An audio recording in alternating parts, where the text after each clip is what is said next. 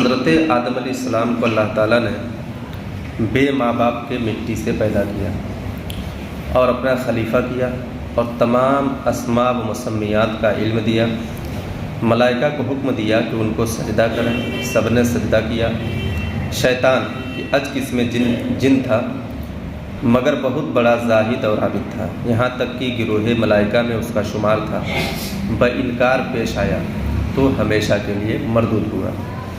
اب اس کا یہ عقیدہ اہل سنت و جماعت کا ہے کیا کہ آدم علیہ السلام مٹی سے پیدا کیے گئے ہیں، بغیر ماں باپ کے پیدا کیے گئے ہیں، مگر اللہ جسے چاہے شرف بخشے، جسے چاہے عزت دے، مٹی سے بنا کر کے ساری کائنات کے سارے مخلوق یہاں تک کہ فرشتوں کا بھی پر بھی عظمت بخش دی۔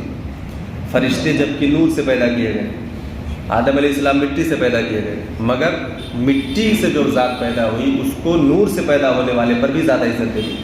تو یہ اس کی مشیت ہے، اللہ جسے چاہے جتنی عزت دے دے۔ اچھا، آپ اپنا خلیفہ بنایا اور اس کے بعد تمام اسماء اور مسمیات۔ اسماء اور مسمیات کا مطلب کیا ہوا؟ دنیا کی تمام چیزیں۔ تفسیر روح البیان میں ہے کہ اللہ تبارک و تعالیٰ نے سیدنا آدم علیہ السلام کو تمام چیزوں کے نام بھی بتائے اور نام کے ساتھ ساتھ اس کا کام بھی بتلایا کہ اس کا کام کیا ہے۔ اچھا، قیامت تک پیدا ہونے والے جتنے جانور چرند پرند ہیں سب کے نام بتلائے۔ آدم علیہ السلام سے کتنی ذریت پیدا ہوگی، کتنے لوگ پیدا ہوں گے، ان سب کے نام بتلائے۔ بات سمجھ رہے ہیں؟ اور اس کی ساری حکمتیں، کتنی بستیاں بس چکی ہیں، کتنی بستیاں بسنے والی ہیں، سب کے نام بتلائے۔ اب یہ ایک چیز، یہ شرف جو بخشا اللہ تبارک و تعالیٰ نے، تو اس علم کے بدولت فرشتوں پر انہیں کمال دے دیا۔ کیونکہ فرشتوں سے بات یہی تھی کہ تم بھی ان اسماء کے نام بتاؤ، تو فرشتوں نے کہا کہ جتنا تو سکھلایا اللہ ہم اتنا ہی جانتے ہیں۔ تو پھر آدم علیہ السلام سے پوچھا، تو آدم علیہ السلام سے پوچھنے سے پہلے یہ ساری چیز بتلا دیا، تو اللہ جسے چاہے سکھلا دے۔ اب ایک بات بتایا، جب قیامت تک کی ہونے والی تمام چیزوں کا نام اللہ نے انہیں بتلا دیا اور آدم علیہ السلام کو ساری چیزوں کا علم ہو گیا، تفسیر روح البیان میں ہے کہ آپ کو 7 لاکھ صرف زبان سکھلایا تھا اللہ تعالیٰ نے۔ 7 لاکھ صرف زبان۔ آپ مراٹھی بول رہے ہیں، آدم علیہ السلام وہ بھی جانتے تھے۔ آپ ملیالم بولتے ہیں، آدم علیہ السلام وہ بھی جانتے تھے۔ آپ اردو، بھوجپوری، ہندی، انگلش میں جو بھی آپ بولتے ہیں زبان میں، لسانیات میں، آدم علیہ السلام وہ سب جانتے تھے، اللہ تعالیٰ نے انہیں سکھلا دیا تھا۔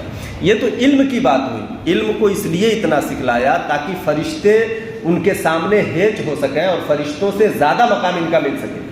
لیکن اگر ہم بات کریں قیامت تک کے تمام چیزوں کے علم کی، تو آپ دیکھیں اسی علم کو علم غیب کہا جاتا ہے۔ ابھی پیدا نہیں ہوا، آدم جانتے ہیں کل کون بیٹا ان کا پیدا ہونے والا، آدم علیہ السلام یہ بھی جانتے تھے۔ تو یہی تو علم غیب ہے۔ تو جو چیز سامنے موجود نہ ہو، بندہ اس کو بھی جانتا ہو اللہ کے بتانے سے، اللہ کے فضل سے۔ ہم نے تو اس کا انکار ہی نہیں کیا نا کہ اللہ نے نہیں بتلایا، اللہ نے ہی بتلایا، اللہ نے ہی بتلایا، اور اللہ نے بتلا کے انہیں یہ کمال بخشا۔ تو انبیاء کو، اولیاء کو یہ خاص شرف جو حاصل ہوتا ہے، اللہ تبارک و تعالیٰ اپنے کرم سے انہیں دیتا ہے، اور دے کر کے پھر کہتا ہے کہ نہیں علم غیب ہے۔ اور آپ کو، اہل سنت و جماعت کو اور تمام مسلمانوں کو یہ عقیدہ بنانا چاہیے کہ اللہ تبارک و تعالیٰ نے انہیں دیا ہے، اللہ کی عطا سے انہیں ملا ہے، تو ہمیں انکار کرنے کا کوئی سوال ہی نہیں ہوتا۔ اس لیے کسی نبی کے علم کے تعلق سے یا علم غیب کے تعلق سے کسی کا بھی انکار کرنا جائز نہیں ہے۔ ہمارا عقیدہ ہونا چاہیے کہ اللہ تبارک و تعالیٰ نے ساری چیزیں جتنا چاہا اپنے انبیاء کو بتلایا، سکھلایا، اور وہ اللہ کی عطا سے سیکھے اور جانے۔ تو یہ تمام چیزیں پھر شرف بخش کر کے اللہ تبارک و تعالیٰ نے حکم کیا کہ تم سب سجدہ کرو۔ کیوں کہا؟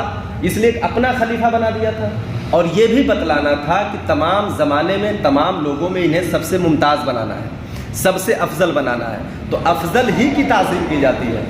آپ کے سامنے کوئی معزز آدمی آئے گا، اسی کے سامنے آپ تعظیماً کھڑے ہوں گے۔ آپ کے استاذ آئیں گے، جبھی آپ ادب سے اس کے سامنے بیٹھیں گے۔ اپنے بیٹے کے سامنے باپ کو ادب سے بیٹھے گا۔ بات سمجھ رہے ہیں کہ نہیں سمجھ رہے ہیں؟ جو معزز ہوتا ہے، بیٹا باپ کے سامنے ادب کرے گا، باپ اپنے باپ کے سامنے ادب کرے گا، شاگرد اپنے استاذ کا ادب کرے گا، مرید اپنے پیر کا ادب کرے گا۔ تو جو معزز ہوتا ہے اس کی تعظیم کی جاتی ہے۔ تو اب سجدہ کرا کر کے یہ بتلانے کے لیے کہ دنیا بھر میں سب سے زیادہ عظیم یہ مخلوق پیدا ہو رہی ہے اور یہ ان میں کے نبی ہیں، تو اس لیے سجدہ کروایا۔ اب سجدہ کروائے تعظیم کا، سارے فرشتوں نے بغیر چوں چرا کے سجدہ کر لیا، ایک نے انکار کیا جسے آج ابلیس کہتے ہیں، تو وہ تکبر سے پیش آ گیا اور سجدہ کرنے سے انکار کر دیا، پھر اللہ تبارک و تعالیٰ نے ہمیشہ کے لیے اسے مردود قرار دے دیا۔ تو یہ عقیدہ ہونا چاہیے کہ اللہ تبارک و تعالیٰ جس چیز کا حکم دیتا ہے انبیاء کے تعلق سے، ہر بندے کو اس پر ایمان لانا ضروری ہے اور وہ عقیدہ رکھنا ضروری ہے۔